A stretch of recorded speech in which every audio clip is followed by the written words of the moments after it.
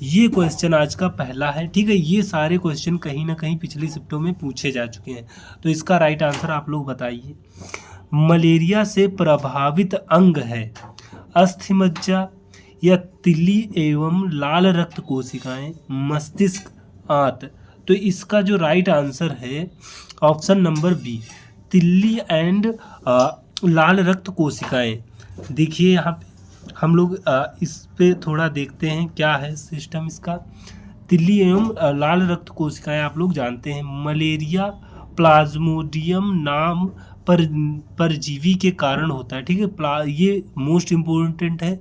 Malaria जो है वो प्लाज्मोडियम नामक जो परजीवी होता है उससे फैलती है, तो इसे आप लोग देख सकते हैं। जो मुख्य रूप से लाल रक्त कोशिकाओं जिसे आरबीसी कहते हैं को संक्रमित और नष्ट करता है, ठीक है। यह विनाश गंभीर एनीमिया का कारण बनता है।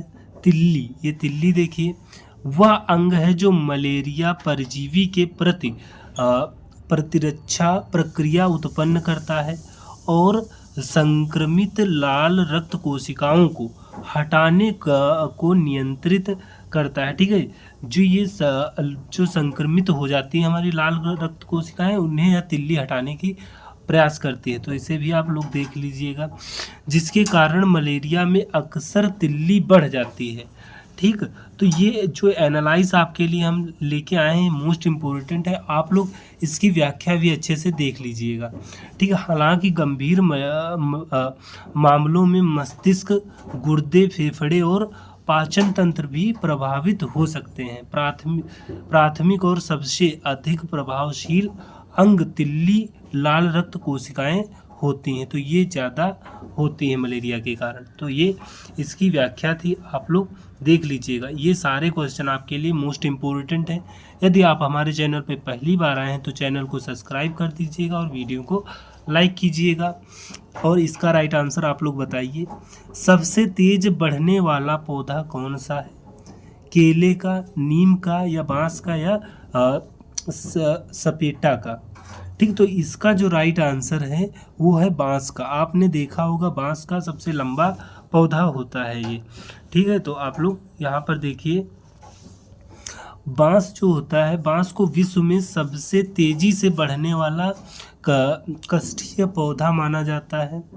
गिनीज वर्ल्ड रिकॉर्ड्स के अनुसार बांस की कुछ प्रजातियां प्रतिदिन 51 सेंटीमीटर, ठीक, आपसे ये भी 91 सेंटीमीटर या 35 इंच तक की गति से बढ़ सकती हैं। तो ये यहाँ पर ये भी पूछा जा सकता है, आप लोग इसे भी देख लीजिएगा, ठीक। तो आप लोग इसका राइट आंसर बताइए। शक्ति जो होता है, पावर का एसआई मात्रक क्या है? जूल है, वाट है, न्यूटन है, या पास्कल है, ठीक है। तो इसका जो राइट आंसर होता है वो होता है शक्ति का जूल होता है, ठीक। शक्ति का जो होता है वाट होता है, ठीक है। तो शक्ति का एसआई मात्रक क्या होता है? वाट होता है, ठीक है। तो शक्ति का एसआई मात्रक वाट होता है, आप सभी लोग जानते हैं, ठीक। देखिए शक्ति यानी पावर का एसआई मात्रक वाट होता है। इसे वैज्ञानिक जेम्स वाट के सम्मान में नामित किया गया था, ठीक है। तो यहाँ पर आपसे ये भी पूछ सकता है किस नाम से सम्मानित किया था, किस वैज्ञानिक के नाम से? तो जेम्स वाट के नाम से इसे दिया गया है, ठीक है। 1 वाट 1 जूल प्रति सेकंड के बराबर होता है, ठीक है, क्योंकि शक्ति कार्य करने की दर है, ठीक है। जूल क्या होता है ये देखिए, जूल जो होता है ऊर्जा या इसका जूल का एसआई मात्रक क्या होता है? ऊर्जा या कार्य, इसका 2 होता है, जो ऊर्जा भी हो सकता है आपका कार्य भी हो सकता है, ठीक। तो ये सारे मोस्ट इंपॉर्टेंट है, इन्हें पढ़ लीजिएगा। एसआई मात्रक आपसे ज़्यादा पूछता है। न्यूटन का देखिए, न्यूटन का एसआई मात्रक बल होता है जिसे हम फोर्स कहते हैं, ठीक है। तो ये सारे इंपॉर्टेंट है, आप लोग इन्हें भी देख लीजिएगा। और पास्कल इसका दाब होता है, आप सभी लोग जानते होंगे, ठीक है। अब यहाँ पर हमारा क्वेश्चन नंबर 4 आ गया, आप लोग इसका राइट आंसर बताइए। समोसे खाने से कौन सी बीमारी होती है? कब्ज होता है, शुगर होता है, कैंसर, या टीबी होती है, ठीक। आप सभी लोग ज़्यादा समोसे खाते हैं, इससे देखिए कब्ज इससे बीमारी हो जाती है खाने से समोसे, ठीक है। ये सारे क्वेश्चन पूछे हुए हैं प्रीवियस शिफ्टों में, ठीक है। तो समोसे खाने से मुख्य रूप से मैदा और आलू होते हैं, ठीक। समोसे में क्या होता है, मैदा और आलू होते हैं, ठीक है। तो और उन्हें डीप फ्राई किया जाता है, ठीक है। इन्हें हम लोग फ्राई ज़्यादा करते हैं। अक्सर एक ही तेल, ठीक है, एक ही तेल को बार बार इस्तेमाल किया जाता है इसमें, ठीक है। मैदे में फाइबर की मात्रा कम होती है और इसे पाचन करने में हमें मुश्किल होती है, ठीक है। तला तेल पाचन क्रिया को धीमा कर देता है। इन कारणों से कब्ज, गैस और एसिडिटी जैसे पेट की समस्याएं हो सकती हैं।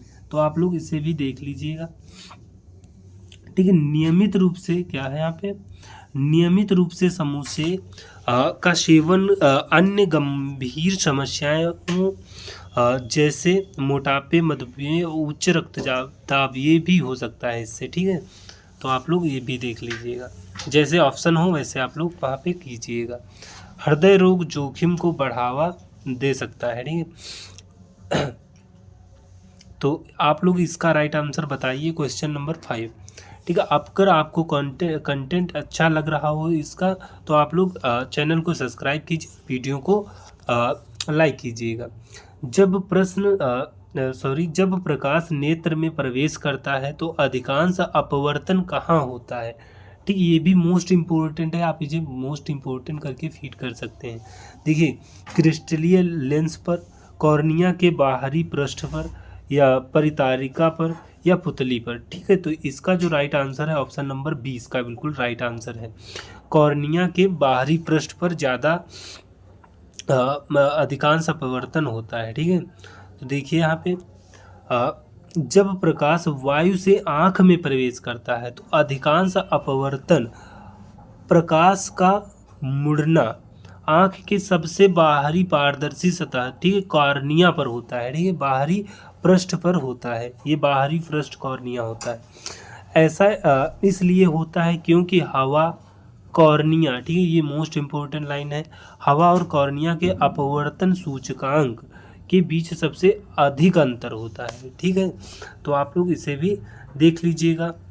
और यहाँ पे दिया गया है क्रिस्टलीय लेंस। एक क्रिस्टलीय लेंस से क्या होता है, देखिए, शेष सूक्ष्म समायोजन प्रदान करता है ताकि विभिन्न दूरियों पर रखी वस्तुएं रेटिना पर स्पष्ट रूप से केंद्रित हो जाएं। ये क्रिस्टलीय लेंस का यूज होता है। परितारिका देखिए क्या होता है, आँख का रंगीन हिस्सा पुतली के आकार को नियंत्रित करते हैं, जिससे आँख में प्रवेश करने वाले प्रकाश की मात्रा विनियमित होती है। पुतली का देखिए क्या काम होता है, स्वयं प्रकाश को अपवर्तित नहीं करती, यह सिर्फ एक छिद्र है जिसके माध्यम से प्रकाश गुजरता है, ठीक है। तो ये हमारी पुतली हो गई। अब यहाँ पे क्वेश्चन नंबर 6 है। ये सारे क्वेश्चन पिछली शिफ्टों में पूछे जा चुके हैं, तो इन्हें अच्छे से देखिएगा, छोड़ना मत। और इसका डिस्क्रिप्शन भी देखना, क्योंकि पता ये ना है तो इसका डिस्क्रिप्शन में जो दिया गया है वो भी आ सकते हैं, ठीक है। तो शरीर के कैल्शियम का कितना प्रतिशत हड्डियों और दांतों में संग्रहित होता है, ये में है, ठीक है। संग्रहित होता है 99%, 90%, 94% या 85%। तो आप सभी लोग जानते हैं इसका जो है 99% इसका बिल्कुल राइट आंसर है। कैल्शियम जो होता है शरीर के अंदर के कैल्शियम का हड्डी और दांत ले लेते हैं इतना, ठीक है। तो यहाँ देखिए, मानव शरीर में कैल्शियम का लगभग 99% हड्डियों और दांतों में संग्रहित होता है। यह कैल्शियम हड्डियों और दांतों की संरचना और मजबूती के लिए आवश्यक है। शेष 1% कैल्शियम रक्त, ठीक, ये भी देख लीजिएगा, मांसपेशियां और अन्य ऊतकों में पाया जाता है, जहां यह तंत्रिका संचारण, ठीक है, संचरण, मांसपेशियों के कार्य और हार्मोन स्राव से जैसे महत्वपूर्ण कार्यों में मदद करता है, ठीक। तो आप लोग इसे भी देख लीजिएगा। ये क्वेश्चन आ गया क्वेश्चन नंबर 7। तो ये भी देखिए, ये भी मोस्ट इम्पोर्टेंट क्वेश्चन है। ठीक, कामाख्या असम में है। ठीक है, जो कामाख्या मंदिर है वो असम में है। तो कोणार्क जो मंदिर है वो कहाँ है? ठीक है, राजस्थान में, उड़ीसा में, उत्तर प्रदेश में है या तमिलनाडु में? तो ये आप जानते होंगे, ये असम में है। ये कहाँ, कोणार्क जो है ये उड़ीसा में है। ठीक है, तो देखिए यहाँ पे कोणार्क सूर्य मंदिर भारत के पूर्व, ठीक है, ये कहाँ है? पूर्वी राज्य में है। उड़ीसा जो है पूर्वी में पड़ता है। ठीक, पूर्वी राज्य है। पुरी के पास, बंगाल की खाड़ी भी इसके पास पड़ती है। ठीक, आप लोग जानते होंगे। ठीक, उसके पास ही है, तट पर राज्य। ठीक, तट पर स्थित है। इसे 13वीं शताब्दी में पूर्वी गंगा राजवंश के द्वारा यह बनवाया गया था। आप लोग देख लीजिएगा, राजा का नाम था नरसिंह देव प्रथम। ठीक, बनवाया था। ये भी कभी कभी पूछ देता है कि किसने बनवाया है, तो नरसिंह देव प्रथम ने इसे बनवाया था और गंग राजवंश से संबंधित है और 13वीं शताब्दी से संबंधित है। ये सारे मोस्ट इम्पोर्टेंट फैक्ट। ठीक है, यह सूर्य देवता को समर्पित है। ये भी मोस्ट इम्पोर्टेंट है। ठीक है, तो आपको अगर कंटेंट अच्छा लग रहा हो तो हमारे वीडियो को लाइक कीजिए और चैनल को सब्सक्राइब कीजिए, जिससे कि आपके लिए हम अच्छे कंटेंट लाते रहें। मास्टर ग्रंथि किसे कहते हैं? ठीक है, थायराइड को कहते हैं, अग्नाशय को, पीयूष ग्रंथि, अधिवृक्क ग्रंथि को कहते हैं। ठीक है, मास्टर जो ग्रंथि होती है इसे हम पीयूष ग्रंथि को कहते हैं। आप सभी लोग इसे जानते होंगे, बेसिक सा क्वेश्चन है। ठीक है, तो ये ऐसे क्वेश्चन पूछे जा रहे हैं। पीयूष ग्रंथि को मास्टर ग्रंथि कहा जाता है क्योंकि यह कई अन्य अंतःस्रावी ग्रंथियों जैसे थायराइड ग्रंथि, अधिवृक्क ग्रंथि के कार्यों को नियंत्रित करती है। ठीक है, तो ये थायराइड जो ग्रंथि होगी, अधिवृक्क ग्रंथि होगी, इनको ये पीयूष ग्रंथि नियंत्रित करती है। ठीक है, यह शरीर के विकास, चयापचय, प्रजनन और तनाव प्रक्रिया सहित विभिन्न शारीरिक कार्यों को विनियमित करने वाले हार्मोन का उत्पादन करती है। ठीक है, तो ये भी मोस्ट इम्पोर्टेंट है, आप लोग देख लीजिएगा। यहाँ क्वेश्चन नंबर 9 आ गया है। ठीक है, तो अगर इतनी देर अगर आप रुके हुए हैं तो हमारे चैनल को सब्सक्राइब कीजिएगा। ठीक है, देखिए, नर्मदा नदी किन 2 पर्वत श्रृंखलाओं के बीच बहती है? सिवाहा, जिसे सिहाद्री कहते हैं, आरावली, विंध्याचल सतपुड़ा के बीच में, या महादेव मैकाल श्रेणी के बीच में, आरावली और सतपुड़ा के बीच में। तो आप सभी लोग जानते होंगे ये विंध्याचल और सतपुड़ा के बीच में नर्मदा नदी बहती है। ठीक है, तो आप लोग यहाँ देखिए, विंध्याचल और सतपुड़ा। नर्मदा नदी भारत की एक प्रमुख नदी है जो भ्रंश घाटी से होकर बहती है, अर्थात भ्रंश घाटी यानी सतपुड़ा और विंध्याचल के बीच में बहती, इसलिए हम लोग इसे भ्रंश घाटी में कहते हैं, दोनों पहाड़ियों के बीच में। यह नदी उत्तर में विंध्याचल, ठीक है, उत्तर में विंध्याचल पड़ता है श्रृंखला, और दक्षिण में सतपुड़ा। ठीक है, ये भी पूछ देता है कि नर्मदा नदी के में उत्तर में कौन सी पहाड़ी है, दक्षिण में कौन सी पहाड़ी है, तो आप लोग इसे भी देख लीजिएगा। श्रृंखला के बीच स्थित घाटी से होकर पश्चिम की ओर बहती है। ठीक है, ये नदी किस तरफ बहती है? पश्चिम की ओर बहती है। और नर्मदा नदी मध्य प्रदेश में अमरकंटक, ठीक है, अमरकंटक के अनूपपुर से निकलती है, आप लोग जानते होंगे। ठीक है, पास मैकाल श्रेणी पड़ती है, वहीं से निकलती है। ठीक है, लगभग 1312 किलोमीटर की दूरी तय करने के बाद गुजरात में खंभात की खाड़ी जो पड़ती है अरब सागर में गिरती जाके है। ठीक है, तो आप लोग सभी जानते होंगे इसे। यहाँ क्वेश्चन नंबर 10 आ चुका है, आप लोग इसका राइट आंसर बताइए। भारत की सबसे पवित्र नदी कौन सी है? गोदावरी, यमुना, कावेरी या गंगा? ठीक है, तो इसका जो राइट आंसर है गंगा। ठीक है, ये पवित्र नदी जो है वो गंगा है अपने भारत की। ठीक है, तो यहाँ देखिए, भारत की सबसे पवित्र नदी गंगा है।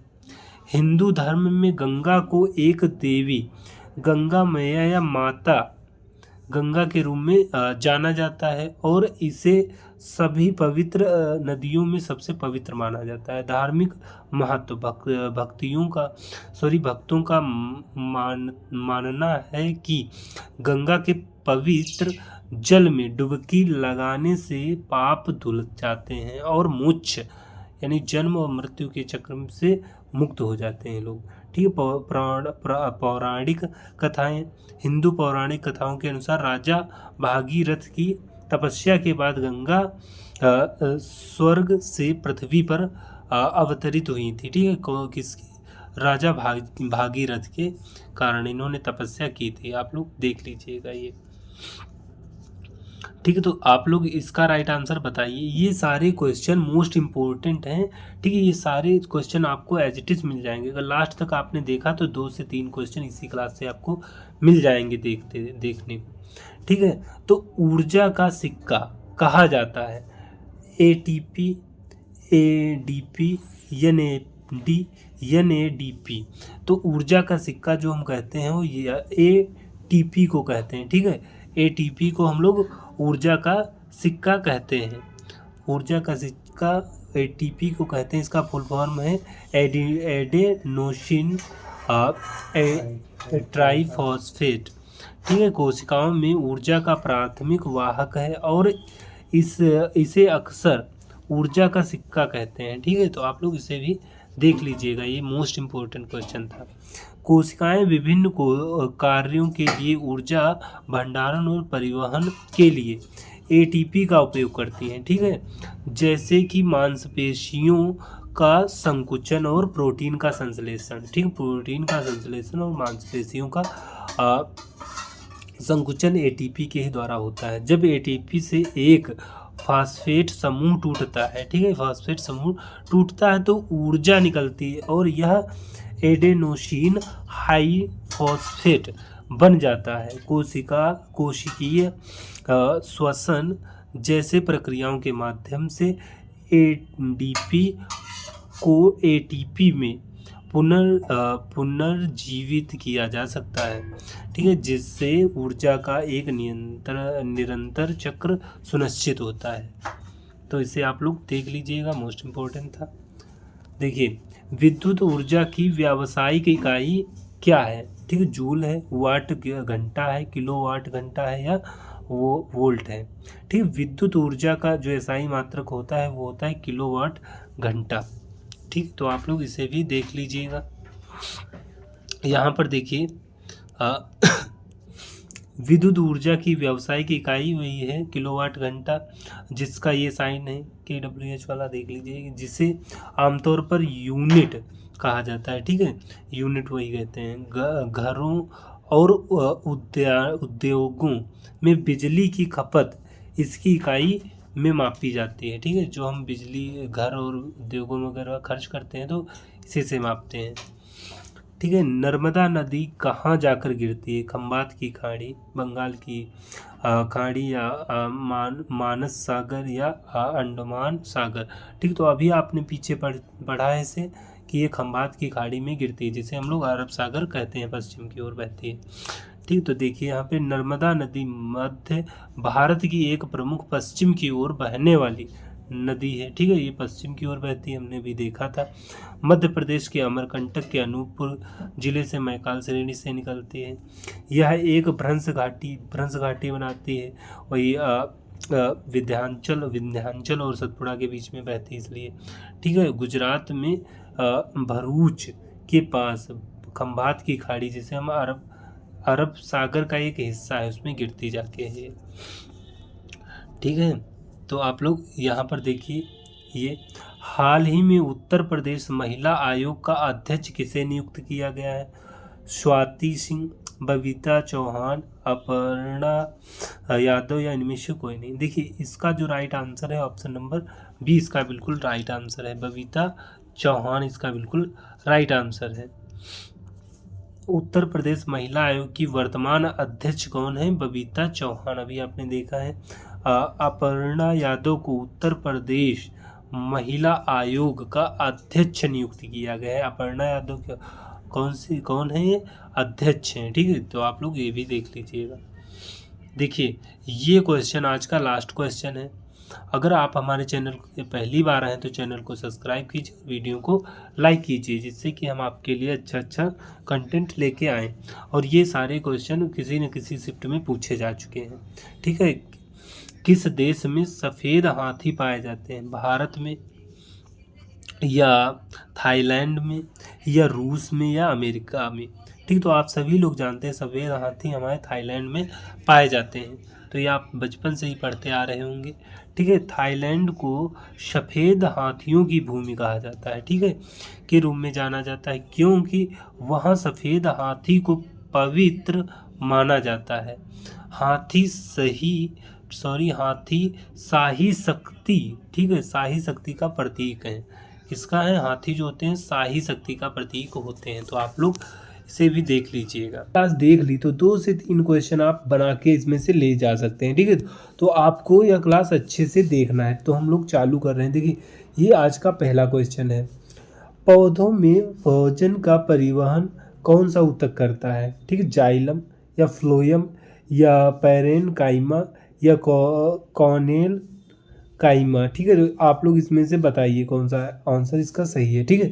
तो आप लोग जानते हैं पौधों के लिए जो भोजन का परिवहन करने वाला होता है वो होता है फ्लोएम, ठीक है। तो फ्लोएम जो होता है वो पौधों में भोजन का परिवहन करता है, ठीक। और जाइलम तो आप लोगों को पता ही जल ले जाता है, ठीक। तो ये सारी चीज़ें आपको ध्यान में रखना है, ठीक है। तो आप लोगों को यदि देखिए, वो क्वेश्चन तो पूछा गया था, लेकिन आप लोग इसका डिस्क्रिप्शन ये देखेंगे तो आपको डबल फ़ायदा होगा। इस वो नहीं अगर क्वेश्चन मिला तो इसमें से आपको मिल सकता है, ठीक है। तो देखिए यहाँ पे फ्लोएम वह संवहनीय ऊतक है जो पौधों की पत्तियों में प्रकाश संश्लेषण, कैसे प्रकाश संश्लेषण करता है, ठीक। कैसे पौधों की पत्तियां जो होती हैं उसके द्वारा, ठीक है, बनने वाले भोजन, जो प्रकाश संश्लेषण से भोजन तैयार होता है, ठीक है, तो उसे मुख्य रूप से शर्करा वगैरह को पौधों के अन्य सभी भागों में, जैसे तने, ठीक, जड़ें, फलों और बढ़ते भागों तक पहुंचाता है। इस प्रक्रिया को स्थानांतरण कहा जाता है, ठीक है। तो सिंपल सी बात है, जो फ्लोएम होता है यह जब प्रकाश संश्लेषण की प्रक्रिया होती है तो उससे जो ये होती है, जब पौधे खाना बनाते हैं, ठीक है, भोजन वगैरह तैयार करते हैं, जैसे शर्करा या मुख्य इसका होता है, ठीक है। तो पौधों में यह क्या करता है कि यह पौधों के भागों में ये खाना वगैरह ले जाता है, ठीक है। स्थानांतरण, इस प्रक्रिया को हम लोग स्थानांतरण कहते हैं, ठीक। तो आप लोग ये देख लीजिए, तने, जड़ों वगैरह इसमें सब में ये ले जाता है, ठीक है। और जाइलम आप लोग सभी लोग जानते ही हैं। जाइलम यह ऊतक जड़ों से पानी, ठीक है, खनिज, ठीक है, पानी और खनिजों को पौधों के ऊपरी हिस्सों तक ले जाता है। उन देखो जड़ों से ले जाता है, ठीक है। जड़ें जो होती हैं ज़मीन में होती हैं, ठीक है, तो उनसे ही जड़ों से पानी वगैरह खाना ये ले जाता है जाइलम, ठीक है, यानी खनिज और ये पानी ले जाता है। तो आप लोग ये भी देख लीजिएगा, ये मोस्ट इम्पोर्टेंट था। और यहाँ पे ये भी देख लीजिएगा, पैरेनकाइमा क्या करता है? यह एक सरल ऊतक है जो मुख्य रूप से भोजन के भंडारण, प्रकाश संश्लेषण और सहारा प्रदान करने में मदद करता है, ठीक है। तो ये क्या करता है कि भोजन का भंडारण करता है और प्रकाश संश्लेषण में वगैरह सहारा ये प्रदान करता है जब प्रकाश संश्लेषण की प्रक्रिया होती है, ठीक है। तो ये पैरेनकाइमा का ये यूज होता है। तो आप लोग ये भी देख लीजिएगा, ये सारे मोस्ट इम्पोर्टेंट हैं, ठीक है। तो कॉर्नेनकाइमा क्या का यूज होता है ये भी देख लो। यह ऊतक पौधों के अंगों को यांत्रिक सहायता और लचीलापन प्रदान करता है, ठीक है, विशेषकर युवा तनों और पत्तों, ठीक है। तो ये सहायता प्रदान करता है, युवा तनों और पत्तों को सहायता प्रदान करता है, ठीक है, लचीलापन वगैरह, ठीक। तो आप लोग ये भी देख लीजिएगा, ठीक है। तो देख सकते हैं कितना अच्छे क्वेश्चन आ रहे हैं, ठीक है। ये सारे क्वेश्चन आप लोग अगर करके जा रहे हैं तो आपको 2 से 3 क्वेश्चन आपको इसी क्लास से मिल जाएंगे, ठीक है। तो अच्छे से देखिए और तैयार कर लीजिए, ठीक है। तो देखिए यहाँ पर इसरो के वर्तमान अध्यक्ष डॉक्टर बी नारायण, ठीक, तो यहाँ को हाल ही में किस अवार्ड से सम्मानित किया गया? तो यहाँ पे एक क्वेश्चन बना है, ठीक है। देखो अगर क्वेश्चन आ जाए इसरो जो है इसके वर्तमान में अध्यक्ष कौन है, तो डॉक्टर बी नारायण है। ठीक है, ये भी आप लोग जानते हैं। ठीक है, पूछ रहा है कि इनको कौन सा रत्न प्रदान किया गया है, तो भारत रत्न दिया गया है, जीपी बिरला मेमोरियल अवार्ड दिया गया है, विक्रम साराभाई अवार्ड या पद्म भूषण दिया गया है। ठीक है, तो देखिए इनको क्या मिला है इस समय, इनको अभी मिला है जीपी बिरला मेमोरियल अवार्ड। ठीक है, तो ये कौन थे, ये डॉक्टर बी नारायण जो हैं, ये आपके इसरो जो है उसके अध्यक्ष हैं। ठीक है, तो इनको क्या मिला है, देखिए डॉक्टर बी नारायण जो 15 जनवरी 2025 से इसरो के अध्यक्ष हैं। ठीक है, 14 जनवरी 2025 से इसरो के अध्यक्ष हैं, को क्रायोजेनिक प्राणोदय के क्षेत्र में, ठीक है, उनके महत्वपूर्ण योगदान के लिए 2024 में 32वां जीपी बिरला मेमोरियल अवार्ड सम्मानित किया गया है। ठीक है, तो ये कौन सा है, 32वां है। ठीक है, ये सारे मोस्ट इम्पोर्टेंट फैक्ट हैं। ठीक है, वह 1984 में इसरो में शामिल हुए थे और रॉकेट एवं अंतरिक्ष यान प्रणोदन विशेषज्ञ हैं।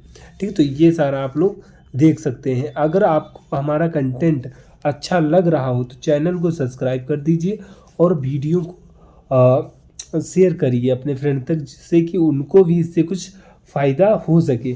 ठीक है, तो आप लोग लास्ट तक बने रहिएगा, आपको क्लास देखेंगे तो मज़ा ही आ जाएगा। लास्ट तक कहेंगे कितने अच्छे अच्छे क्वेश्चन देखने को इसमें मिले हैं। ठीक है, तो ये सारे क्वेश्चन जो मोस्ट इम्पोर्टेंट करके डाल लीजिए, क्योंकि ये पिछली शिफ्टों में पूछे जा चुके हैं और इसका डिस्क्रिप्शन आप अच्छे से देख लीजिएगा। ठीक है, देखिए पुणे में कृषि मौसम विज्ञान विभाग की स्थापना किस वर्ष की गई थी, 1932, 1930, 1905, 1924।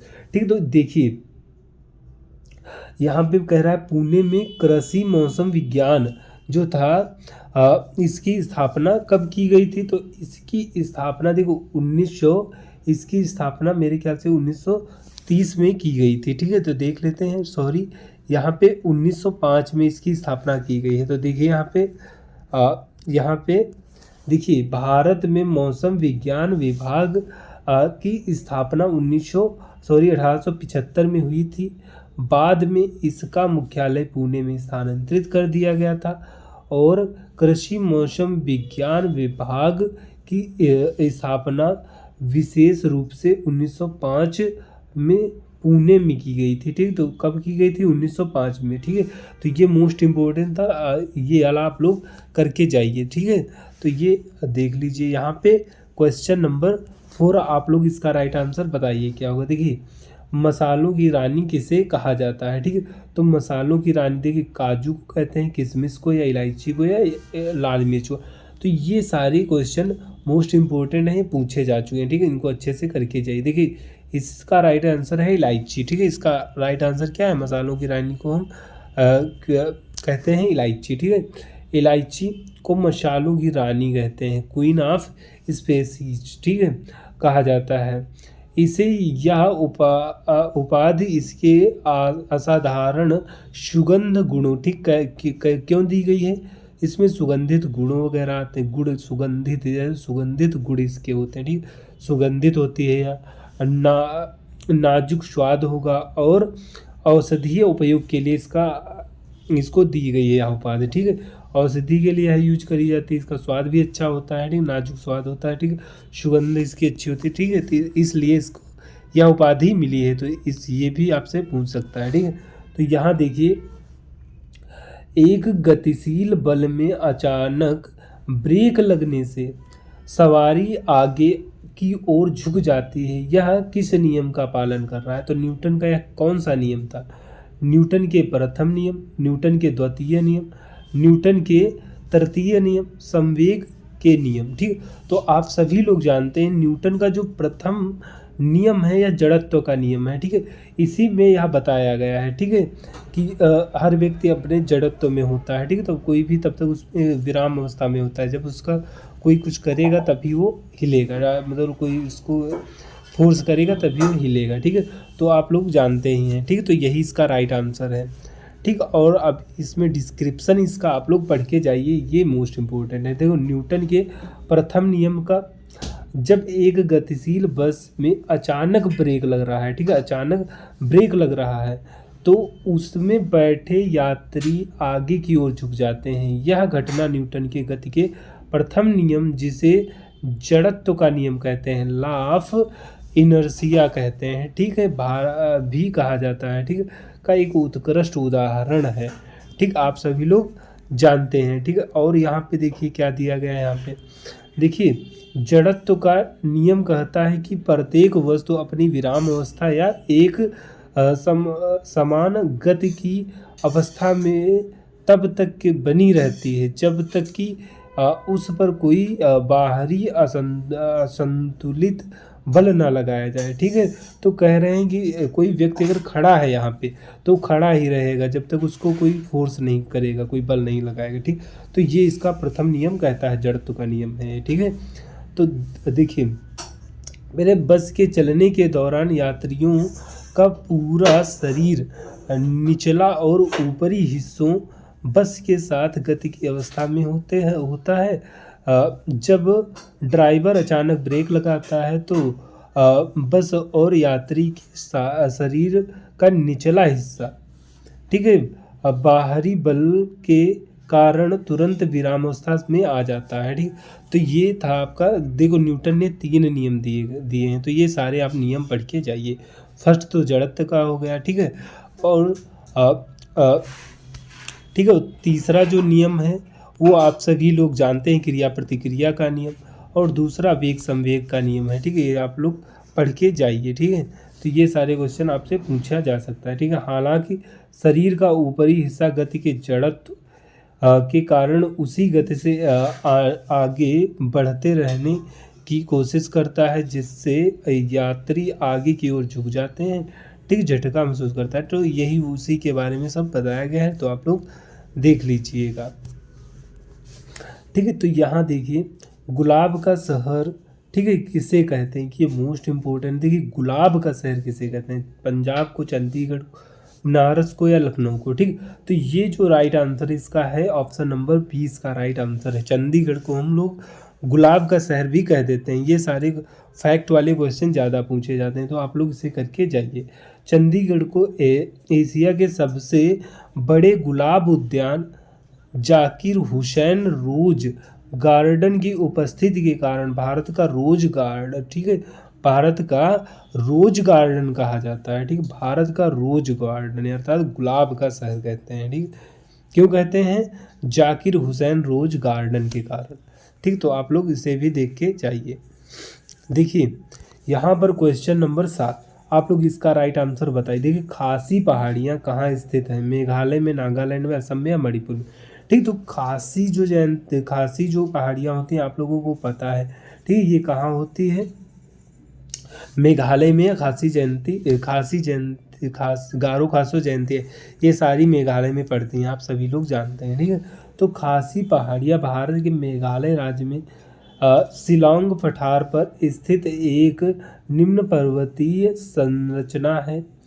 ये पहाड़ियाँ गारो खासी जयंतियाँ, ठीक है, ये तीनों पहाड़ियाँ हैं जो पर्वतमालाएँ इसी में आपको मेघालय में मिल जाएंगी, गारो खासो जयंतियाँ। ठीक है, पहाड़ियाँ भी हैं, ये जनजातियाँ भी हैं। ठीक है, और इनसे पर्व भी मनाए जाते हैं, तो आप लोग इन्हें देख लीजिए। इन्हीं जयंतियों के कारण, ठीक है, इन्हीं जनजातियों के नाम पर इनका नाम पड़ा है। ठीक है, यहाँ पर ये जातियाँ हैं, ठीक, जनजातियाँ भी हैं। ठीक है, यही वाली ये पहाड़ियाँ भी हैं, तो आप लोग इसे अच्छे से देख के जाइए। ये सारे क्वेश्चन आपको पूछे जा चुके हैं आपसे शिफ्टों में, पिछली शिफ्टों में। ठीक है, तो इन्हें अच्छे से देखिए, उनका जो डिस्क्रिप्शन है इसे अच्छे से करके जाइए। ठीक है, उससे भी आपके क्वेश्चन मिल सकते हैं। तो 2 से 3 क्वेश्चन आप लोग आराम से कर सकते हैं अगर ये क्लास पूरी देखते हैं। ठीक है, भीमबेटका की गुफाएं निम्न में से किस पर्वत की तलहटी में स्थित हैं, पूर्वी घाट, विंध्य या पश्चिमी घाट, अरावली। ठीक, तो देखिए जो भीमबेटका की गुफाएं हैं आपको विंध्य में मिलेंगी। ठीक, विंध्य पर्वत जो माला है मध्य प्रदेश में, ठीक, उसी में आपको ये विंध्य पर्वतमाला में भीमबेटका की गुफाएं मिलेंगी। ठीक है, भीमबेटका शैलाश्रय मध्य भारत में विंध्य पर्वतमाला की तलहटी में स्थित प्राकृतिक शैलाश्रयों की एक श्रृंखला है। यह स्थल अपने प्रागैतिहासिक शैल चित्रों के लिए प्रसिद्ध है और यूनेस्को विश्व धरोहर स्थल में भी यह शामिल है। ठीक है, तो आप लोग इसे भी देख के जाइएगा। ये सारे क्वेश्चन मोस्ट इम्पोर्टेंट हैं।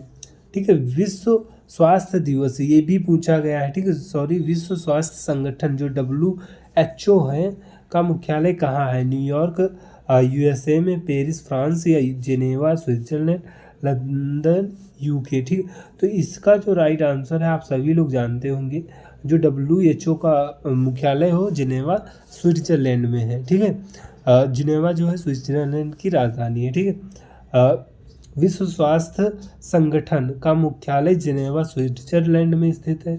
यह संयुक्त राष्ट्र की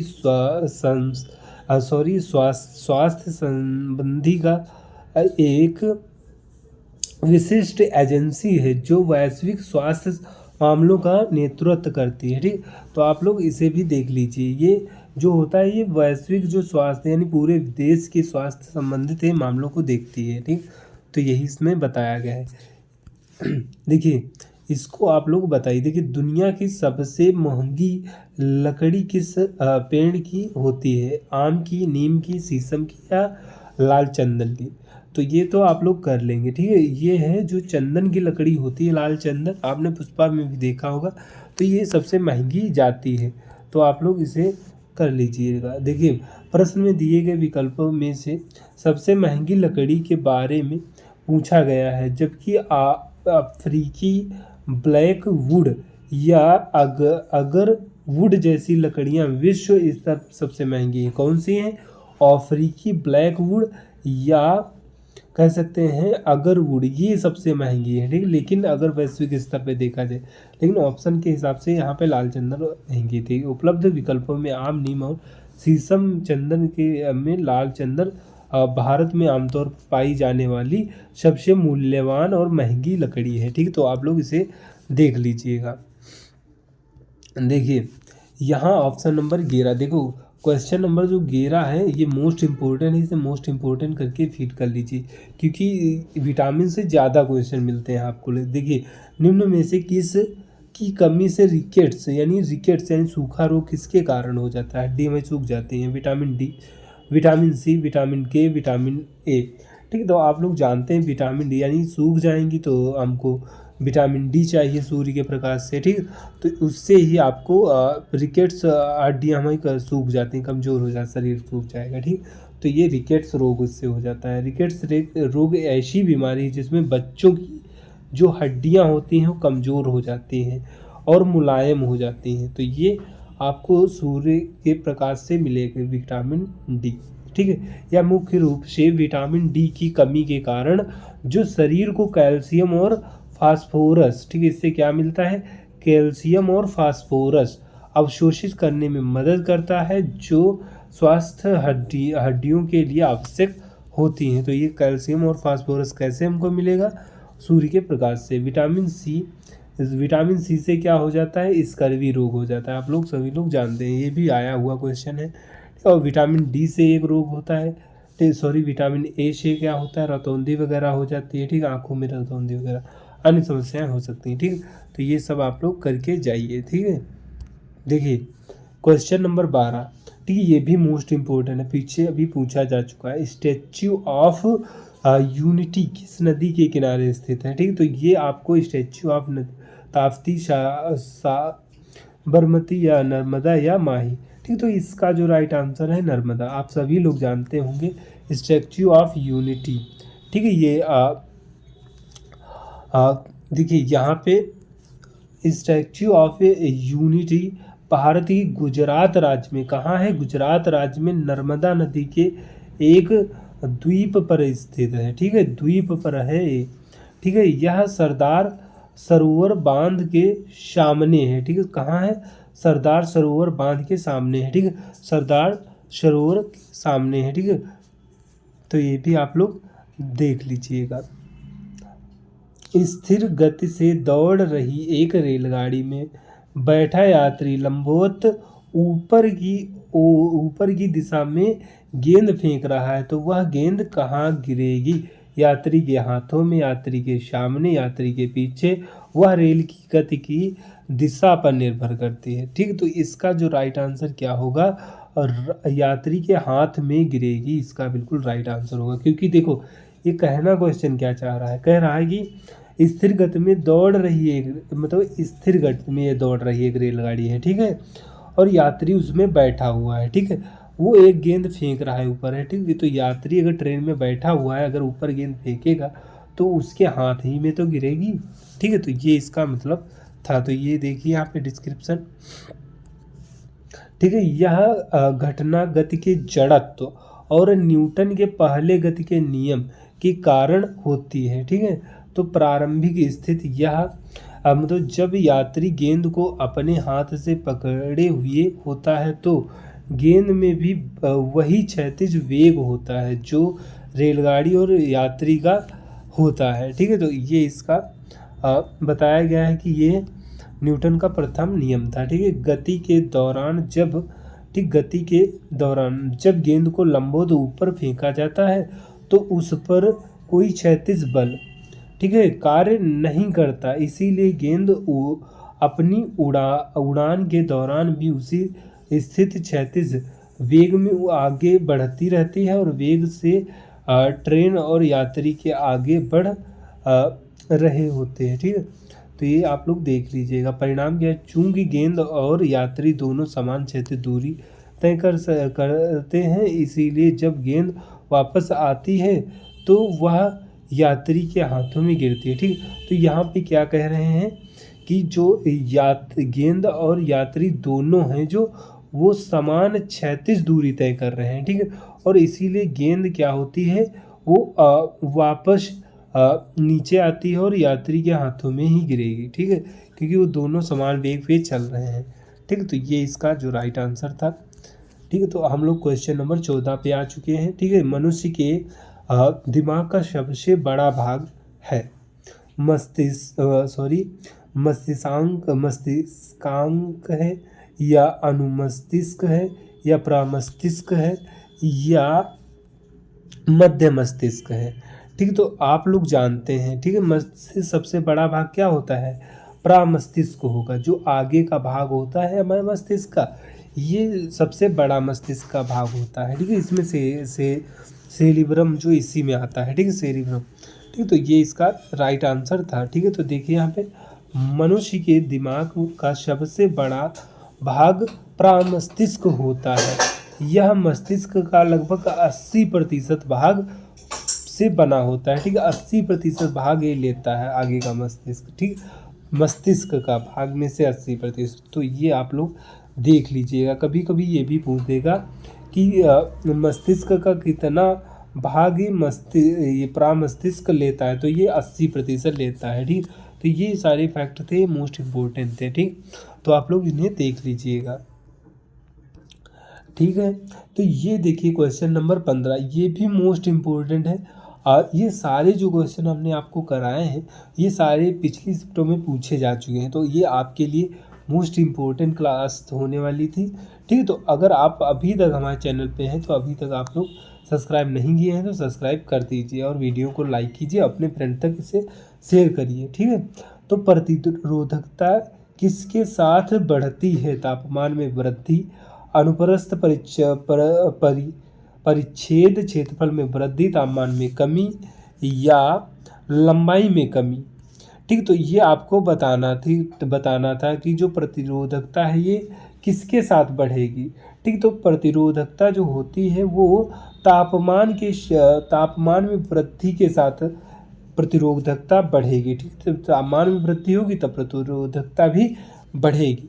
ठीक, तो ये इसका राइट आंसर था। अब यहाँ पे हम लोग देखेंगे, ठीक है, इसका डिस्क्रिप्शन ये आप लोग अच्छे से देखिए। प्रतिरोधकता किसी सामग्री का एक आंतरिक गुण है जो उसमें आवेश के प्रभाव का विरोध की क्षमता को मापता है। चालकों के लिए तापमान में वृद्धि होने पर परमाणुओं के कंपन बढ़ जाते हैं। ठीक है, जिसमें मुक्त इलेक्ट्रॉन के साथ अधिक टकराव होता है। इन बढ़े हुए टकरावों के कारण सामग्री के प्रतिरोध बढ़ जाती है। ठीक है, सामग्री की प्रतिरोध बढ़ जाती है। यहाँ पर देखिए अनुप्रस्थ परिच्छेद क्षेत्रफल परिच्छेद क्षेत्रफल लंबाई में परिवर्तन से प्रतिरोधकता बढ़ती है। ठीक है, लेकिन प्रतिरोधकता नहीं बढ़ती है। प्रतिरोध बढ़ेगा, प्रतिरोधकता नहीं बढ़ेगी, क्योंकि प्रतिरोधकता सामग्री का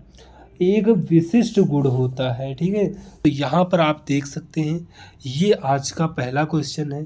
देखिए, सर्वग्राही रक्त समूह कौन सा है? ठीक है, O प्लस, ठीक, ओ पॉजिटिव, या इस यहाँ पर निगेटिव कर लीजिए माइनस का लगा के। ठीक है, माइनस का चिन्ह लगा के, O negative, A negative, B positive, B negative. ठीक है, किसका राइट आंसर क्या है? देखिए, जो O पॉजिटिव होता है, ठीक है, तो ये सर्वग्राही होता है। ठीक है, तो आप सभी लोग जानते होंगे। ठीक है, O पॉजिटिव सर्वग्राही होता है। हालांकि सामान्य ज्ञान के अनुसार सर्वग्राही रक्त समूह ए बी प्लस होता है। ठीक है, ए बी प्लस माना जाता है। ठीक है, जबकि O निगेटिव को सर्वदाता कहते हैं। ठीक है, तो ये सारे क्वेश्चन जो आपको इसमें पॉइंट दिख रहे हैं सारे मोस्ट इम्पोर्टेंट हैं। ठीक है, ये भी पूछ सकता है कि सर्वदाता किसे कहते हैं, तो O निगेटिव को। ठीक है, देख लीजिए, O A प्लस बी को भी आप लोग A प्लस बी पॉजिटिव को भी आप लोग सर्वग्राही कह सकते हैं। ठीक है, तो ये आप लोग देख लीजिएगा। दिए गए विकल्प में क्या हुआ था कि ये वाला जो O पॉजिटिव ही माना जाएगा। ठीक है, ऑप्शन जैसे होंगे आप लोग वैसे कर सकते हैं। ए बी पॉजिटिव नहीं होगा। ठीक है, तो देख लीजिएगा, यदि प्रश्न का अर्थ सार्वभौमिक दाता, ठीक, सार्वभौमिक दाता सभी को देने वाला, यूनिवर्सल डोनर, ठीक, तो सही विकल्प क्या होता? O पॉजिटिव होता। ठीक है, क्योंकि यह RH कारण वाले सभी व्यक्तियों को दान कर सकता है। ठीक है, तो ये सभी को दे सकता है, तो ये आप लोग देख लीजिएगा। ठीक है, तो मटके का पानी पीने से कौन सी बीमारी ठीक होती है? कैंसर, शुगर, ब्लड प्रेशर या बुखार? ठीक, तो आप सभी लोग जानते होंगे। ठीक, नहीं जानते हैं तो जान लीजिए कि जो ब्लड प्रेशर है या मटके का जब हम पानी कभी भी पी लेते हैं तो इससे ठीक हो जाएगा। ठीक, अगर ब्लड प्रेशर हो तो आप लोग पी सकते हैं। ठीक, तो ये सारे क्वेश्चन पिछली शिफ्टों में पूछे जा चुके हैं। ठीक है, मटके के पानी से कई स्वास्थ्य लाभ होते हैं। यह पेट और पाचन तंत्र पर सकारात्मक प्रभाव डालता है। एसिडिटी और अपच, ठीक, अपच, यहाँ पे वही जो आपका कुछ पच नहीं रहा हो जैसे समस्याओं को दूर करने में मदद करता है। इसके अलावा यह शरीर के तापमान को नियंत्रित करता है। ठीक है, नियंत्रित करने में मदद करता है। ठीक है, और माना जाता है कि यह ब्लड प्रेशर को नियंत्रित करने में सहायता करता है। ठीक है, तो ये आप लोग ये वाला क्वेश्चन देख लीजिएगा। देखिए, अगर आप हमारे चैनल पर पहली बार आए तो चैनल को सब्सक्राइब कीजिए और वीडियो को लाइक कीजिए। ठीक है, पायरिया निम्न में से किसका रोग है? ठीक है, नाक का है, मसूड़ों का है, हृदय का है, फेफड़ों का है। ठीक, तो आप सभी लोग जानते हैं जो पायरिया होता है यह जो होते हैं मसूड़ों का एक रोग होता है। ठीक, इससे मसूड़े हमारे खराब होने लगते हैं। ठीक है, इससे पायरिया जब लग जाता है दांतों में। ठीक है, तो आप सभी लोग जानते होंगे। ठीक, पायरिया एक गंभीर मसूड़ों की बीमारी है जो मसूड़ों की सूजन, ठीक, इसमें क्या होता है, सूजन शुरू हो जाती है। जब पायरिया लगता है तो दांतों के आसपास की हड्डियां तक फैल सकती हैं। इसके लक्षणों में मसूड़ों से खून आना। ठीक है, इसके लक्षण कैसे पता चलेंगे? मसूड़ों से खून आना, सूजन और दांतों का ढीला होना शामिल है। यह खराब मौखिक स्वच्छता के कारण होता है। ठीक है, आप लोग मतलब जैसे बीमारी ज़्यादा स्वच्छता वगैरह नहीं करते हो, ठीक, से हो सकता है। ठीक, जिससे दांतों पर प्लाक और टार्टर जम जाता है। इस पर प्लाक और टार्टर जम जाता है, इसके कारण ये होता है। तो ये सारे क्वेश्चन आप लोग देख के जाइए। ठीक है, देखिए, ग्रेगर जॉन मेंडल ने मुख्य रूप से किस विषय के बारे में बताया है? ठीक है, जैव प्रौद्योगिकी या आनुवंशिक या उत्क्रांति या पारिस्थितिकीय। ठीक है, तो आप सभी लोग जानते हैं जो ग्रेगर जॉन मेंडल है उन्होंने आनुवांशिकता की खोज की थी। ठीक है, आनुवांशिक के लिए इनको हम लोग जान सकते हैं। ठीक है, तो आप लोग यहाँ देखिए, यहाँ दिया गया है ग्रेगर जॉन मेंडल जो थे आधुनिक आनुवांशिकी का जनक इनको माना जाता है। उन्होंने मटर के पौधों पर प्रयोग किए। ठीक है, तो ये भी क्वेश्चन आता है कि उन्होंने ग्रेगर जो मेंडल जो थे इन्होंने सबसे पहले किस पर प्रयोग किया था, तो मटर के पौधे पर। ठीक है, आनुवांशिकता के मुख्य सिद्धांतों की खोज की जिससे आनुवांशिकी विज्ञान को नवीन पढ़ी। ठीक है, सॉरी नवीन पढ़िए, कुछ ऐसा लिखा हुआ है। ठीक है, तो आप लोग इसे देख लीजिएगा। ठीक है, देखिए ये सारे क्वेश्चन जो हम लोग लेके आए हैं, ठीक है, ये सारे आपके जो पिछली शिफ्टों में पूछे गए हैं। ठीक है, तो ये सारे इंपॉर्टेंट हैं। आप इनसे जो हम लोग इसमें से डिस्क्रिप्शन जो करवाते हैं, ठीक है, ये भी अच्छे से देख के जाइए। वो क्वेश्चन रिपीट हुआ है तो इससे आसपास के भी क्वेश्चन आ सकते हैं। ठीक है, तो उन्हें भी अच्छे से करके जाइए। भारत में पहला फ़ोन कब लॉन्च किया गया था?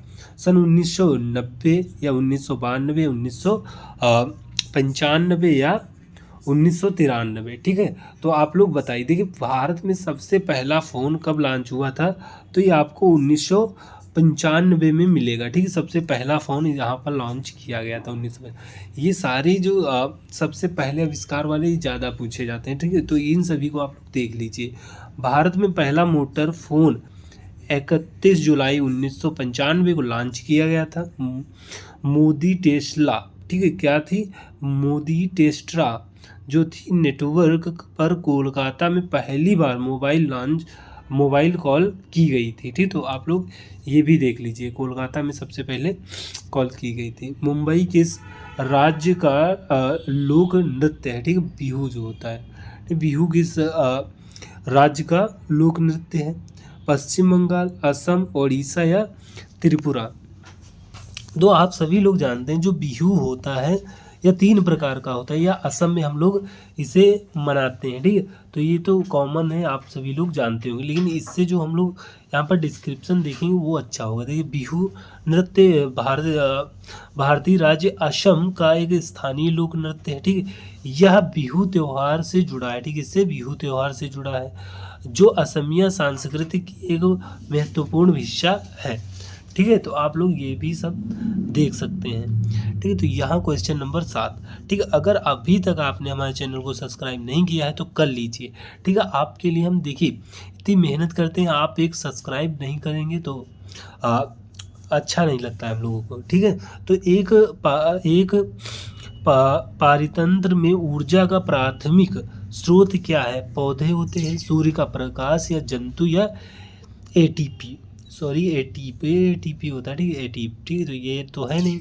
आप लोग बताइए क्या होगा इसका राइट आंसर? देखिए इसका जो राइट आंसर है सूर्य का प्रकाश। सूर्य का जो प्रकाश होता है वो प्राथमिक ऊर्जा का होता है। ठीक, तो आप लोग ये जानते हैं। ठीक, देखिए यहाँ पे एक पारितंत्र में ऊर्जा का प्राथमिक स्रोत जो होता है वो सूर्य का प्रकाश होता है। ठीक है, पौधे जैसे क्यों होता है? देखिए क्योंकि पौधे जो होते हैं उत्पादक, ठीक है, प्रकाश संश्लेषण की प्रक्रिया के माध्यम से सूर्य के प्रकाश की ऊर्जा को रासायनिक ऊर्जा में परिवर्तित करते हैं। ठीक है, तो ये देखिए यहाँ सूर्य के प्रकाश की जो ऊर्जा होगी उसको रासायनिक ऊर्जा में पौधे परिवर्तित करते हैं। ठीक, तो ये भी क्वेश्चन पूछा जा सकता है। जो बाद में खाद्यान्न श्रृंखला के माध्यम से अन्य जीवों में स्थानांतरित की जाती है। ठीक, तो 10% सब में स्थानांतरित होती है। ठीक, आप ये जानते हैं। ठीक, देखिए क्वेश्चन नंबर आप लोग देखिए यहाँ पे क्वेश्चन नंबर 8। ठीक है, ये भी मोस्ट इम्पोर्टेंट क्वेश्चन है। ठीक है, तो इस पर आप मोस्ट इम्पोर्टेंट करके डाल सकते हैं। ठीक है, ये सारे हैं जो रिपीटेड क्वेश्चन हो जाते हैं कुछ, तो आप लोग अच्छे से देखिए। ठीक है, निम्न में से वह पौधा कौन सा है जो अपने भोजन के लिए कीटों को पकड़ लेता है? देखिए डहेलिया, साल्विया, या यूट्रिकुलेरिया, या बालसम। ठीक, तो आप सभी लोग जानते होंगे शायद इसका जो नाम है वो है यूट्रिकुलेरिया। ठीक है, तो ये पौधा जो होता है ये अपने भोजन के लिए कीटों को पकड़ लेता है, ठीक है, और फिर खाता है अच्छे से। ठीक, तो देखिए यहाँ पे कीट भक्षी, ये क्या है, एक कीट भक्षी पौधा है जिसे यूट्रिकुलेरिया या पिचर पौधा कहते हैं। ठीक, पिचर भी दे सकता है आपको इसमें। ठीक है, जो पोषक तत्वों की कमी वाली मिट्टी में पाए जाते हैं। ठीक है, वे अपनी पोषक संबंधी आवश्यकताओं को पूरा करने के लिए कीटों और अन्य छोटे जीवों को फंसाते हैं और खाते हैं। ठीक है, तो ये कहाँ पाए जाते हैं, ये जहाँ पर पोषक तत्व ज़्यादा नहीं होते हैं, ठीक, वहाँ पाए जाते हैं, तभी ये इन सभी को पकड़ते हैं। ठीक है, इन पोषक तत्व यानी मिट्टी में जहाँ पोषक तत्व नहीं होंगे वहाँ ये पाए जाते हैं। ठीक, देखिए यहाँ पे भारत में सर्वाधिक जनसंख्या घनत्व वाला केंद्र शासित प्रदेश कौन सा है? दिल्ली है, चंडीगढ़ है, दमन दीव है और या पुडुचेरी है। ठीक, तो आप सभी लोग जानते हैं दिल्ली है, दिल्ली तो ऐसे भी होगा क्योंकि हमारे लोग कैपिटल है भारत की। ठीक, तो यही इसका बिल्कुल राइट आंसर है। देखिए सन 2011 की जनगणना के अनुसार दिल्ली जनसंख्या घनत्व लगभग कितना है? 11,297 व्यक्ति प्रति किलोमीटर में फैले हुए हैं। ठीक, तो ये भी पूछ देता है कितने, तो 11,297 लगभग। ठीक, तो आप लोग ये भी देख लीजिए 11,297। ठीक है, जो इसे भारत का सबसे घनी आबादी वाला केंद्र शासित प्रदेश बनाता है। ठीक है, तो ये केंद्र शासित प्रदेश या है तो केंद्र शासित प्रदेश, लेकिन ये सबसे ज़्यादा है। अगर राज्यों में भी देखो तब भी इससे ज़्यादा कोई है ही नहीं।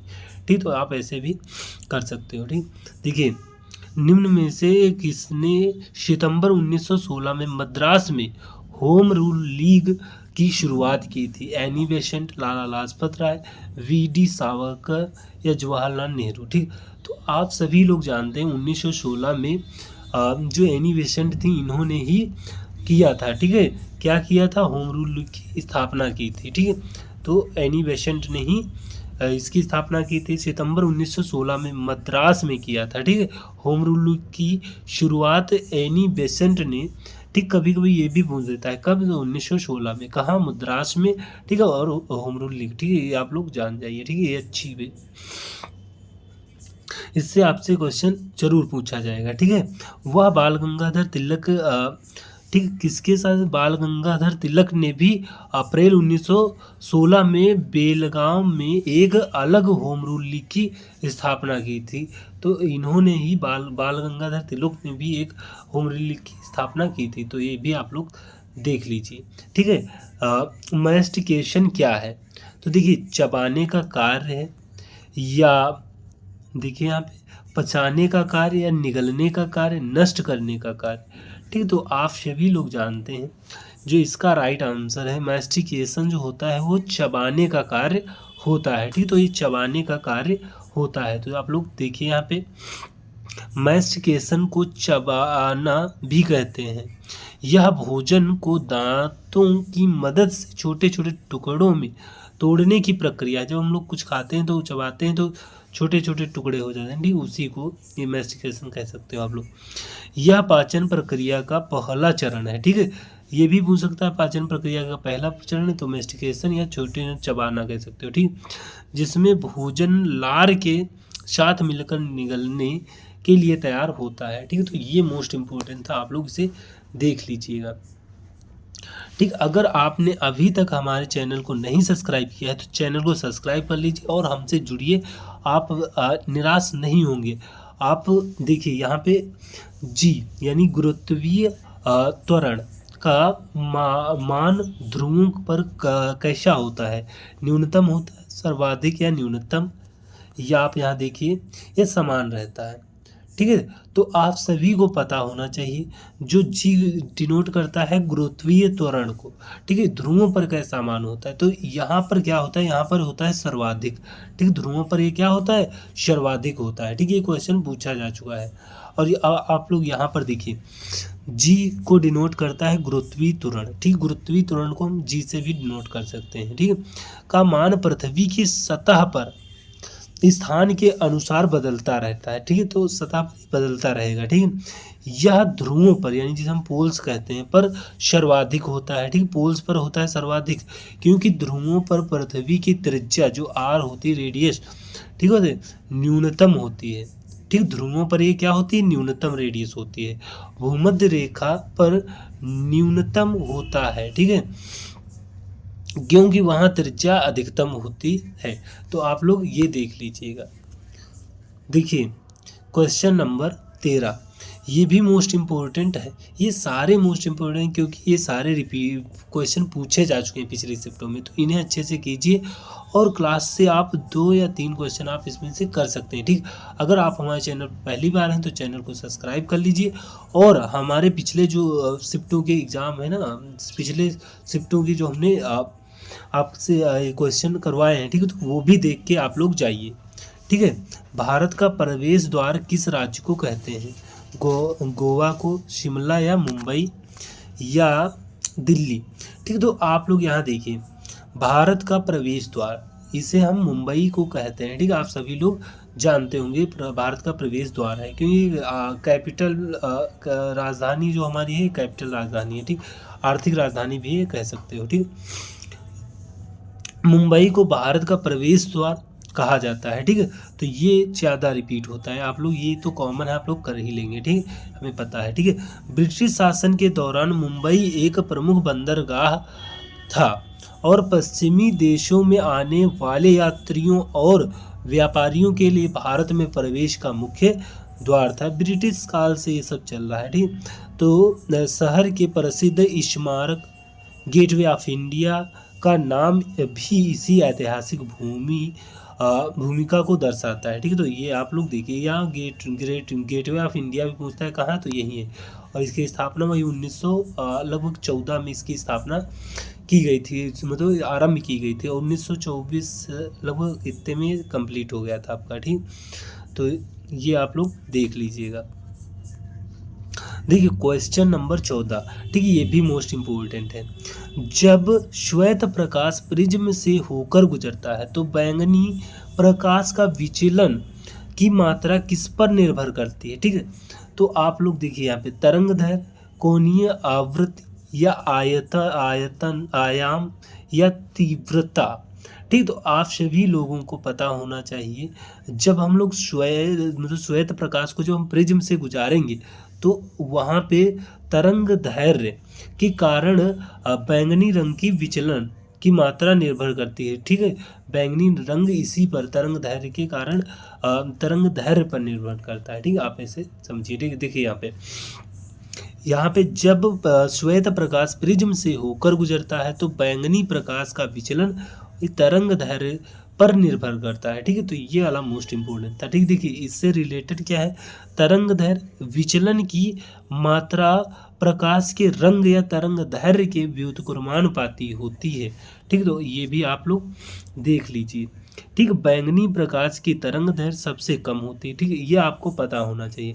जो बैंगनी प्रकाश है इसकी सबसे कम होगी तरंग दैर्घ्य, ठीक है, तरंग दैर्घ्य इसकी सबसे कम होगी, ठीक है, तरंग दैर्घ्य बैंगनी की सबसे कम होगी, और देखिए यहाँ इसीलिए सबसे अधिक विचलित होता है, ठीक है, सबसे अधिक, क्योंकि इसकी तरंग दैर्घ्य कम है इसलिए अधिक विचलित होता है, ठीक। सबसे ज़्यादा किसकी है, लाल रंग की है, ठीक, सबसे ज़्यादा लाल रंग की है, ठीक। तो इसमें 7 रंग होते हैं, आप सभी लोग जानते होंगे, यहाँ पर शायद दिया भी है। लाल रंग जो प्रकाश की तरंग दैर्घ्य सबसे अधिक होती है, इसीलिए यह सबसे कम विचलित होता है। अगर पूछ लेता सबसे कम कौन विचलित होता है तो यहाँ लाल आंसर होता है, अगर कम की बात करता है, सबसे ज़्यादा बैंगनी, ठीक है, ये आपको ध्यान में रखना था, ठीक है। तो यहाँ देखिए क्वेश्चन नंबर 15, भारत का पहला आम चुनाव कब हुआ था? ये आपको हर एग्जाम में देखने को मिलेगा, ज़्यादा से ज़्यादा ये पूछा जाता है, ठीक। तो इसे आप लोग अच्छे से देखिए 1948, 1949, ठीक है, 1951, 1952, ठीक। तो आपको ये पता होना चाहिए जो भारत में पहला आम चुनाव हुआ था वो कब हुआ था, वो हुआ था यहाँ देखिए 1951, ठीक है। तो इसका जो राइट आंसर है 1951, पहला आम चुनाव 1951 में हुआ था। तो यहाँ देखिए आप लोग,